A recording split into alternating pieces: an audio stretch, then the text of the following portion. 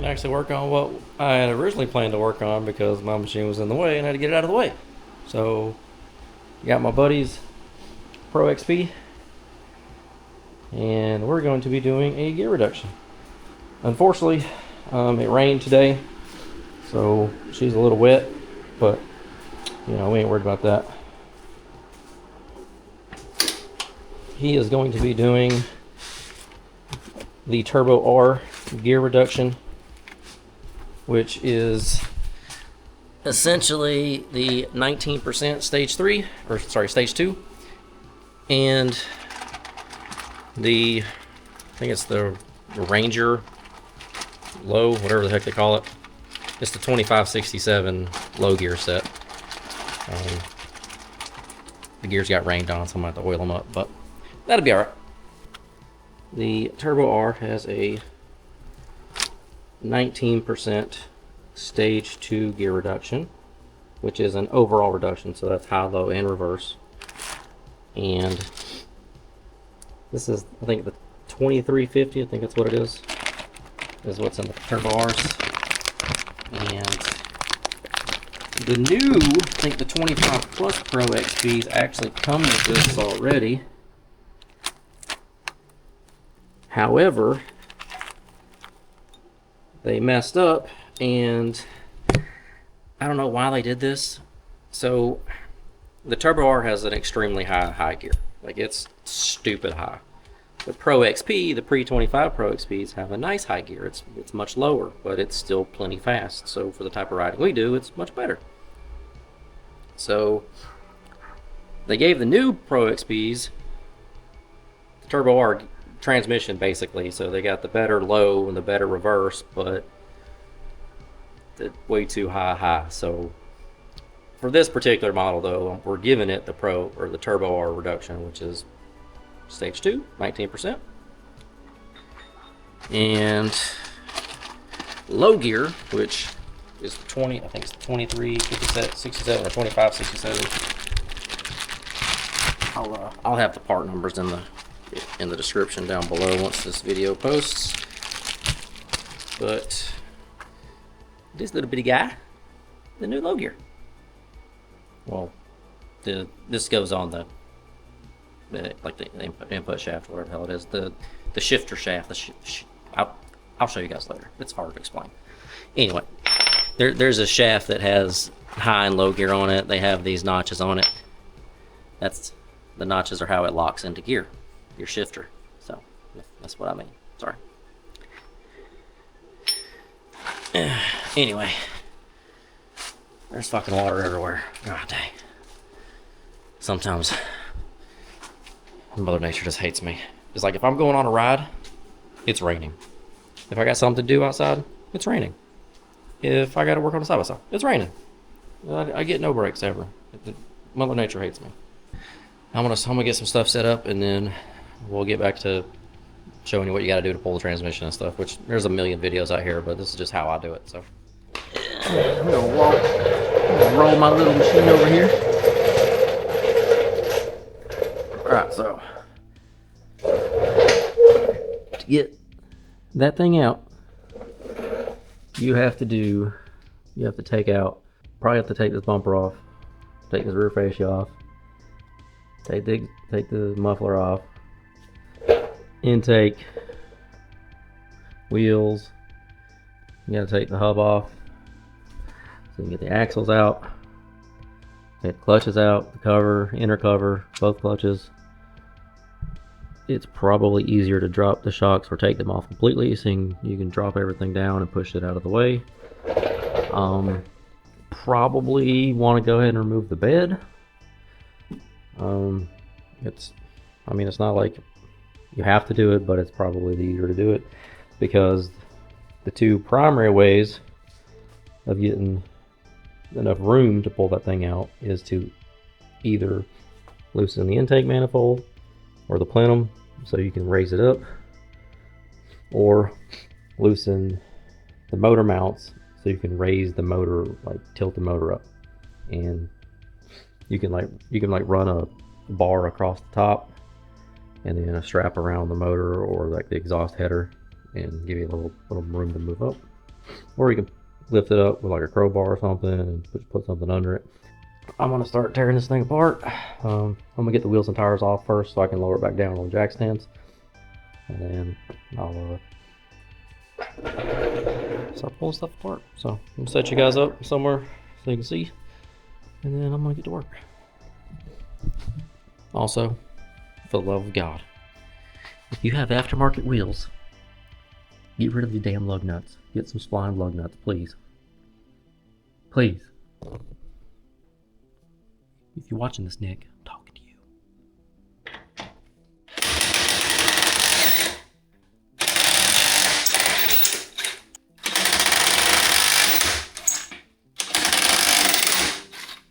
Oh, and I didn't mention it, but you also probably have to pull the skid plate because you have to loosen the carrier bearing to get the drive shaft off the transmission. There's another way to do it. Comment below, but that's how I had to do it on the last machine. I couldn't figure out how to get it loose any other way, so.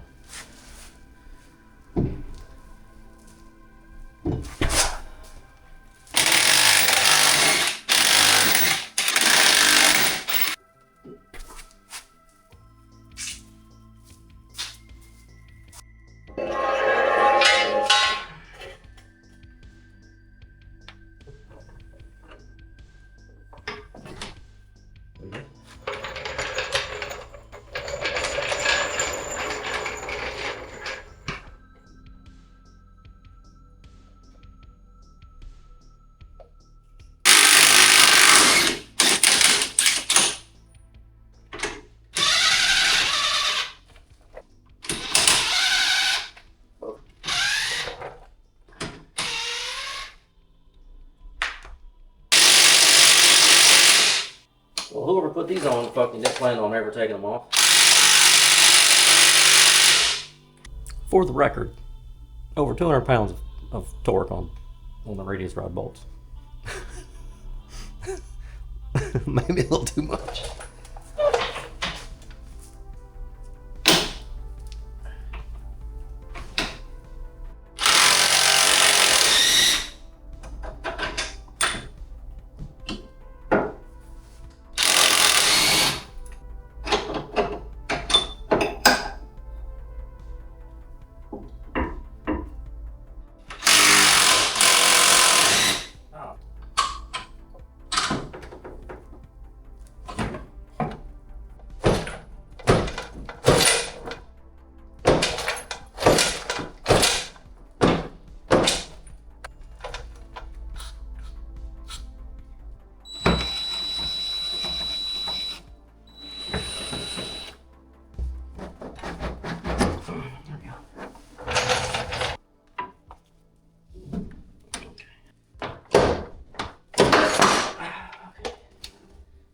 There we go.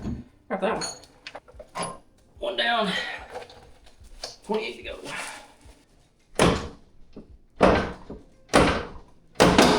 Oh! Alrighty.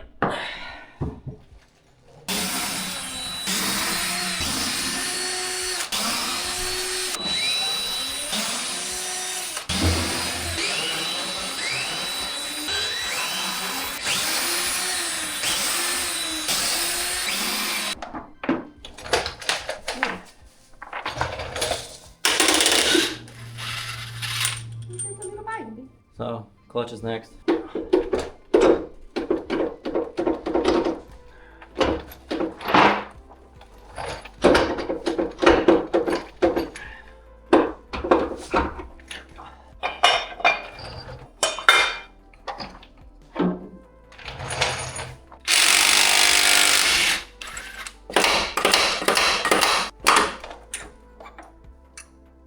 There we go.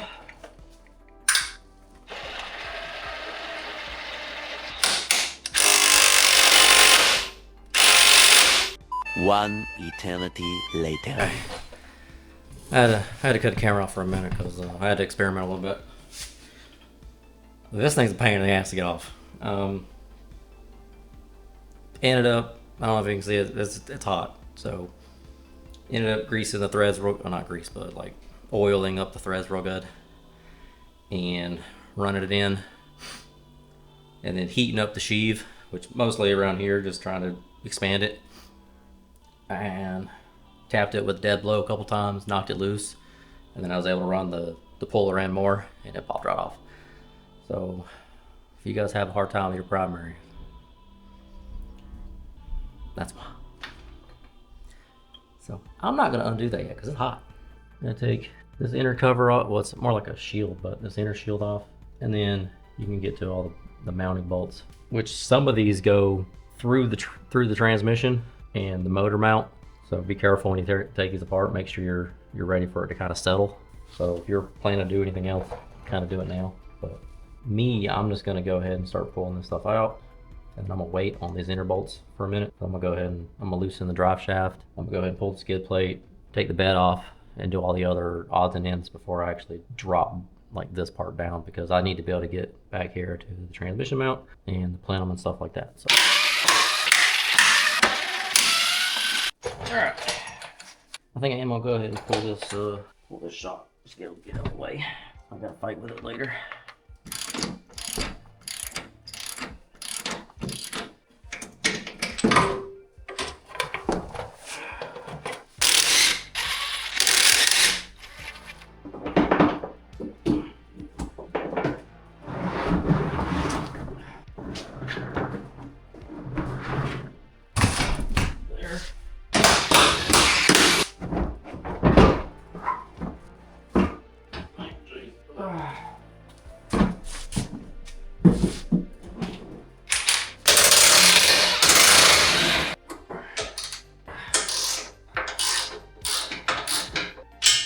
Has a bracket on it. Okay, so the top part has a nut inside the frame. It'll fall on my head.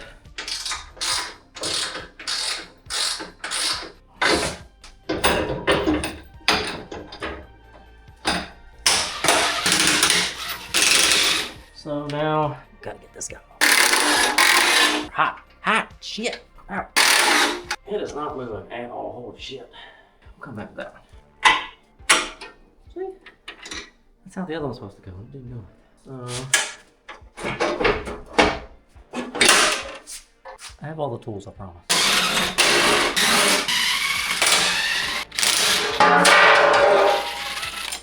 Too easy. Probably the next thing I should do is take the skid plate off. That's the transmission mount. Now I can also drain the fluid. Start taking this stuff off. But I'm gonna get the skid plate first. Alright, so I mentioned having to loosen the carrier bearing in order to get the drive shaft loosed. You can do this two ways.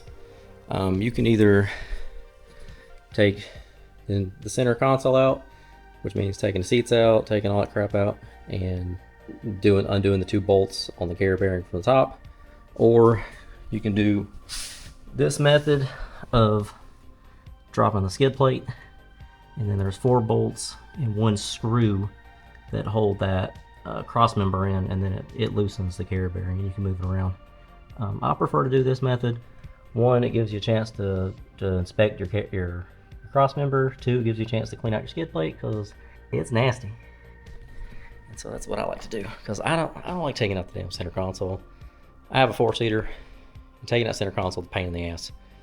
Probably not so bad on the 2-seaters, but it's just habit at this point. So that's what I did. So once you have it out, you can inspect your skid plate and see how nasty it is. Bro. Thankfully, it's pouring down rain outside, so in a few minutes I'm just gonna throw it outside and let it just get rained on. All right, so next thing to do once you're at this point, you got a couple sensors to disconnect. You need to pull, loosen one of these. I suggest loosening that one. Pull this shift cable off. You can undo this, pull this off, and yeah, should be ready to start loosening some bolts.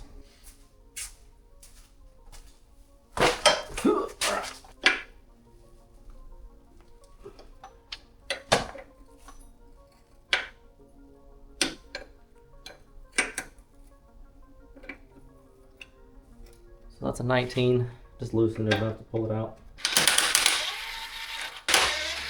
So you don't technically have to take this off. This is the shift lever.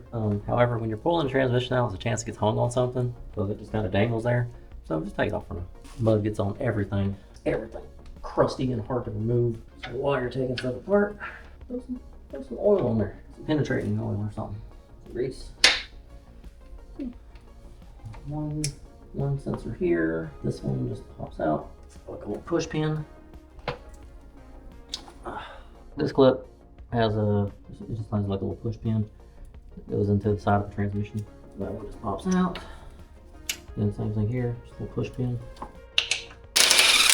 Or the two I just loosened. These are the two that go to the mounting plate over there. These two have they're hard to see, but there's a nut on the other side. This one, if I remember right, requires like a crow's foot or something to get to. So, and these three are just some 15s. This one right here, as soon as you drop it, the motor will start to sag. Keep that in mind. Oh no, you got the thing on there. Carefully. Yeah, I can't even get my hand on it. If I can get my hand in there, you can get your hand in there. Your finger's like 17 inches longer. You got it? I guess so. Is it turning? Yep.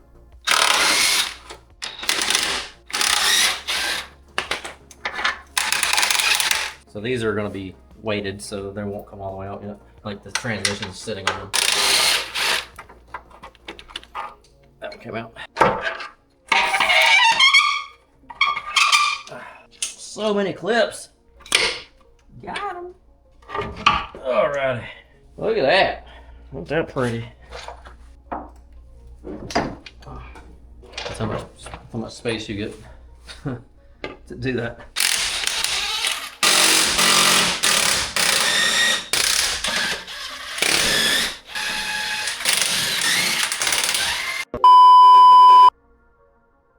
So what happened? I don't care. Post it. Shit. There he is. He's helping.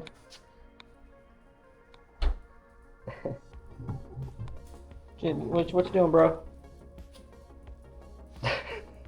Probably feels a lot better now if I had to guess. I'd imagine so.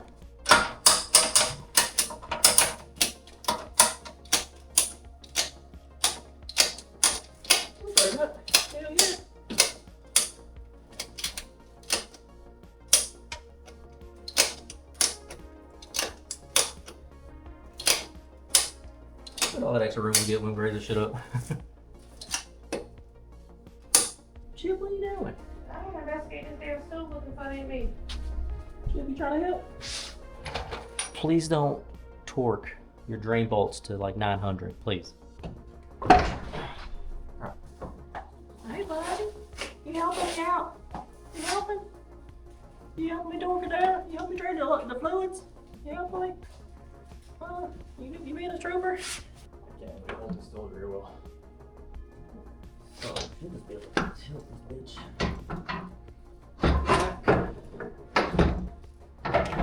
You're dead. There's a cable right here I keep getting hold on. There it goes. Now! Oh, girl, she's coming right out. Yeah, look at that. Beautiful.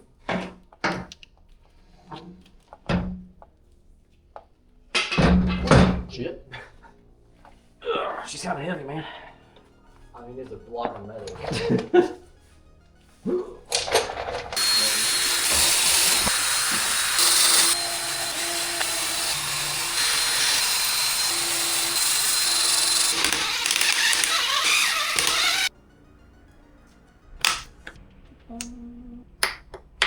There we go.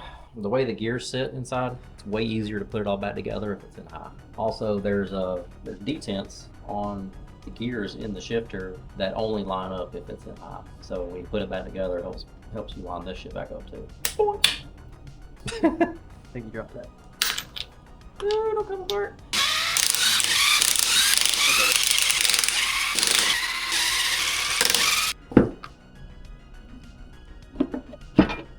Got it. This guy out. There we go. Yeah, they kind of just slide in together like that. Alright, so I tore the transmission apart. I did that off camera just because I had to fucking clean up a bunch of stuff at the same time. Went along all the edges and cleaned up all the old gasket. And then I took this outside and I sprayed all the dirt and stuff out of it with brake clean. And same thing with the other half. It's already cleaned up. Just got it drained into the pan over there. And here's all the gears from inside. So to give you an idea, this is low gear and this is stage 2 from the Turbo R. So everything on this shaft has to get moved over there except for that gear, which is your low gear. So that'll be that guy. And then from your input shaft, you'll take that gear off, that's your low gear, and you'll take that one, put it on. And then this is your stage 3 gear set, so you'll take this gear off and put that gear on. And that'll be 19% overall and like another 30 something percent low gear. It's like 20 something, maybe, I don't remember. I'll put the actual numbers down below, but it depends on what machine you got. But for Pro XP, it's like 19, 19, 34 or 19, 19, 39 or something like that.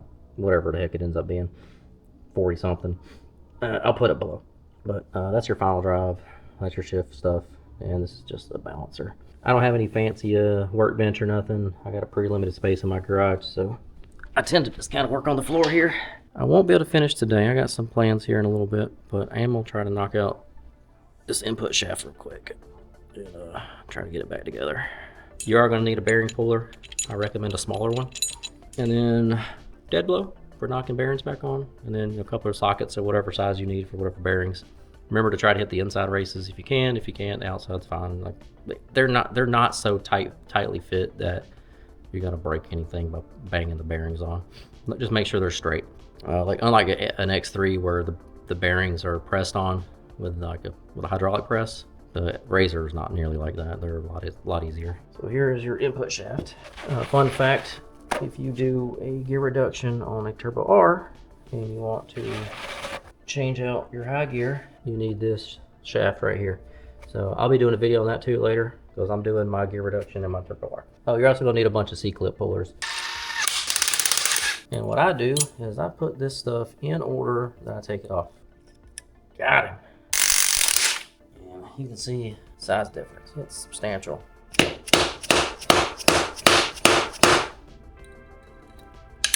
Pop the bearing on.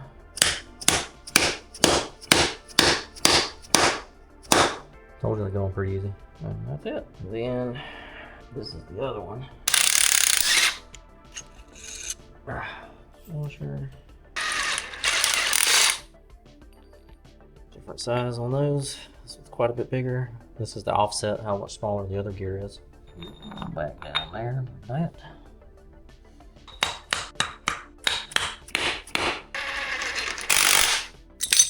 There you go.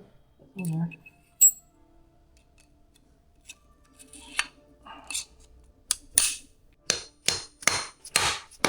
And that's that. But then this beast, this is next.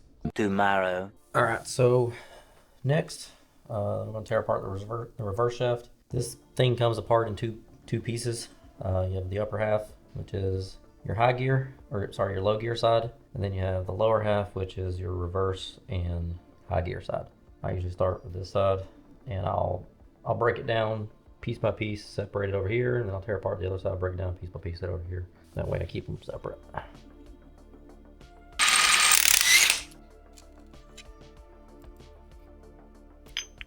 Okay, so this gear just slides on, and because we're replacing this gear, all I'm going to do is I'm going to set this guy over here, and then set that one right there. So that's the replacement. And then this is a spacer / roller bearing, so be careful that those little pins will fly out. So that's that side. You can see the middle gear is a bit smaller, so that's why we're replacing this piece. Bearing, snap ring, spacer, gear, roller bearing, snap ring, engagement dog, another gear, and another roller bearing. And that's it. There's your shaft. The old one versus the new one. And then we just reverse the process. Old one, there. We'll start just how we were. Put it back together in reverse.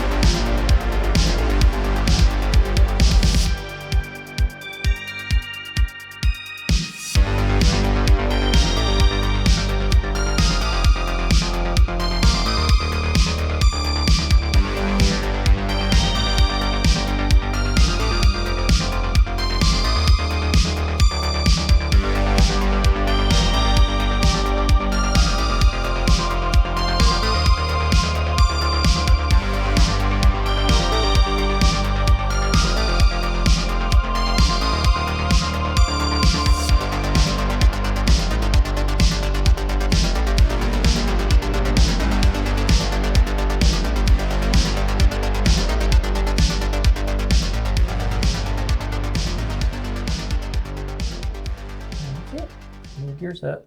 So for those that don't know, these engagement dogs move around, and that's how you engage gears. And that's literally all it is little notches, and that's what locks you into gear.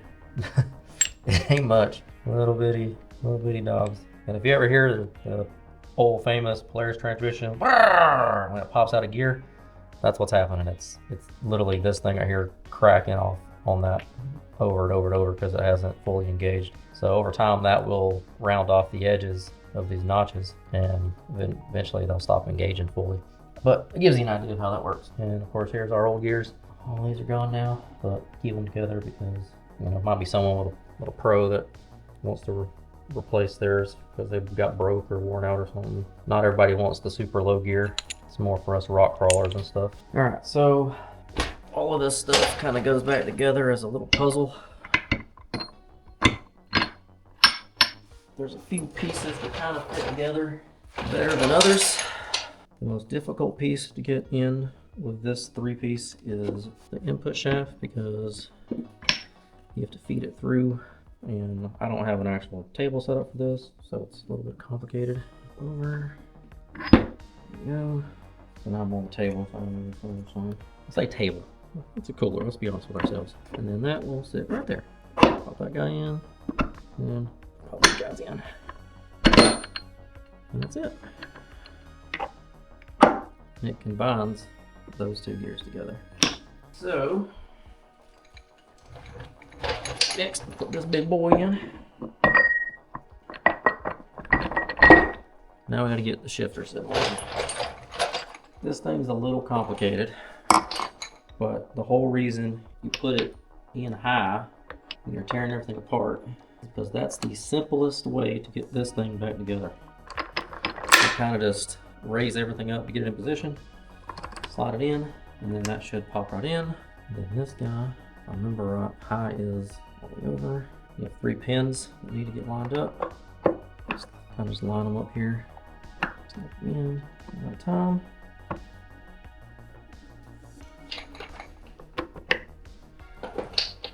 And then, boom. That should just pop right in. All right.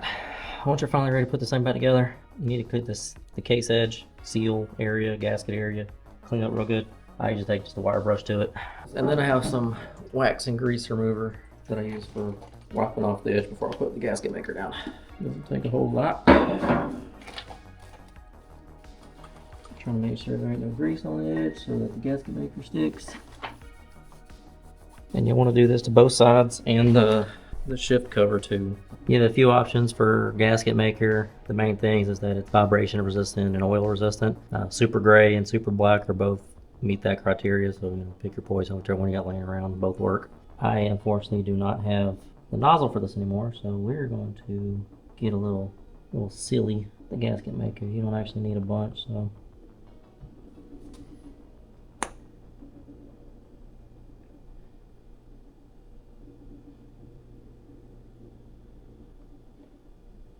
Now, if you've never used this stuff before, assemble parts immediately while it's still wet. Finger tighten until material begins to squeeze out. Let dry for 1 hour, then tighten to torque specifications. And then it's 24 hours to fully cure after that. So essentially, put this together, put the bolts in finger tight, and then let it cure for an hour before you torque it down. So we're going to do that.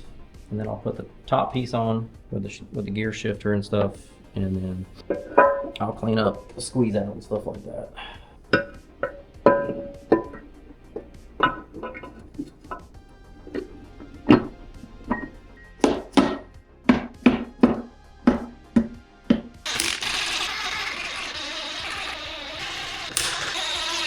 I'm gonna be working on the shift section. Essentially, this guy all the way over, then this guy.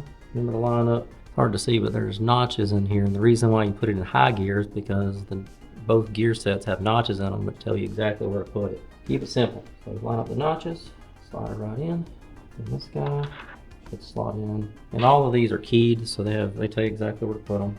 And then this guy is a spring, which a couple different ways you can stick that guy in here. Not like that. This spring is such a pain in the butt. There we go. In there, and ta-da.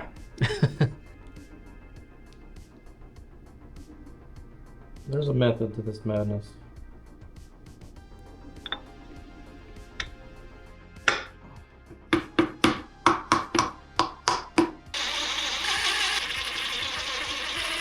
This goes here. That's your switch or gear position sensor.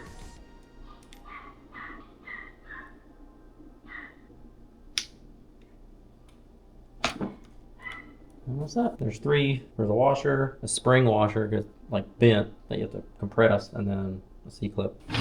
And that's that for now, really. 1 hour later. Welcome back. So, been a little over an hour. These torque to 12 pound-feet, and the case screws are 20 pound-feet. So not much difference between the two. So what I normally do is I cross these until they actually start to get torque on them, and then I go and torque them down. And the way I have my transmission set up, I have to hold the whole thing while I do it, so keep that in mind.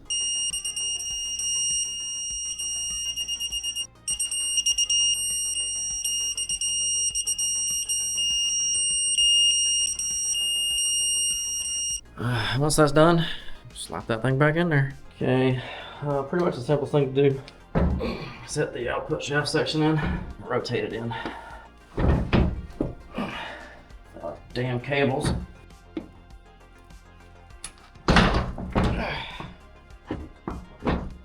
There you go, that's pretty much it. Now the fun part is lining all these damn holes back up and putting it back in, so. I'm not gonna show the process of putting all this back together. That's essentially the reverse of how I took it apart. Get yourself a master torque list, a master torque table, a service manual, so you know the proper torque specs for all the bolts. The big ones are like 60 or something. Primary is 140, secondary is like 12 or 20. It's pretty low. And then the rest are like the transmission mount, the motor mount, that kind of stuff, which I have this suspended in the air with a strap right now. Trust me, do that. It gives you a ton of room to pull this out. That's the way to go. Fast forward 4 or 5 hours whenever I get done with all this. Little update during the install process here. I wanted to go over the torque specifications for the clutch housing, because the clutch housing is important for the alignment of the transmission and the engine, which if you've done any clutching in the past, you know that's important for belt engagement, belt slack, helps prevent transmission and the primary and the secondary from being misaligned, which causes all kinds of problems. So just real quick, you start with these three. These are your engine bolts. These are torqued to 37 foot-pounds. Then you feed these 4 through, and you torque the top 2 to 50 first, and then the bottom 2 to 50 second. Backside, the bottom 2 go all the way through the transmission, the engine mount, and come out right where the shift lever is, the shift cable. And these 2 are up under the plenum. Whenever you do this one, you will probably need a crow's foot to get to it. Just a heads up, it's kind of hard to get to. This one's a little tight, but you can get a socket on it, a smaller socket. Like, don't try to put a massive one on there, but a smaller socket fits on here just fine. Besides that, the rest of this, putting this stuff back together is pretty easy. The primary on the 21 pluses is 140 foot-pounds, so it's pretty stock or pretty stout. And then this one's this 10 millimeter bolt's like 26 or 28 foot-pounds. It's not much. Definitely don't over torque this one, you will regret that. So anyway, on with it.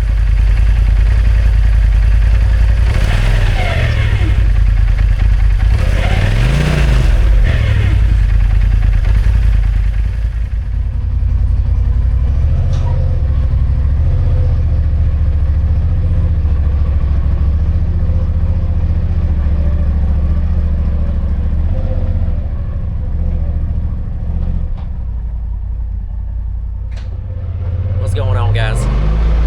We're just doing a quick little test drive. I don't know if you can hear me very well, but gear reduction's done. I've tightened everything back up, and now I'm just gonna make sure it runs okay. Which I've already dry ran the gears. I know the gears are fine, but you know, just a road test for fun.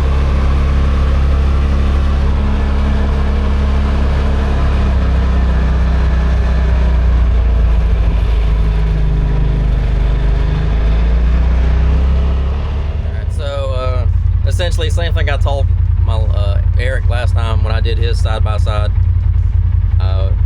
A huge gear reduction in low means your clutching is going to need to be adjusted. So what'll happen is anytime you're, say, just hauling ass down a trail or something and you get in the gas, it's gonna over rev. Typically being under load helps a lot with that. So obviously the gear reduction is for rock crawling. It's not usually as much of an issue when you're actually in the shit, but something to keep in mind if you decide to do this.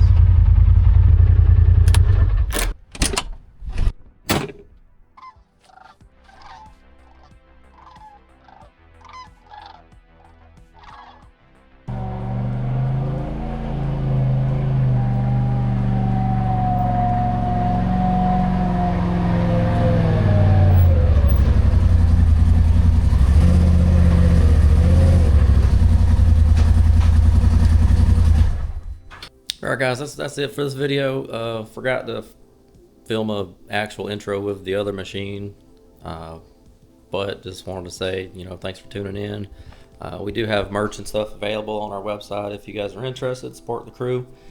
We have a Patreon. Honestly, I hate Patreon. I think it's dumb, but if you guys want to support us that way, it's out there.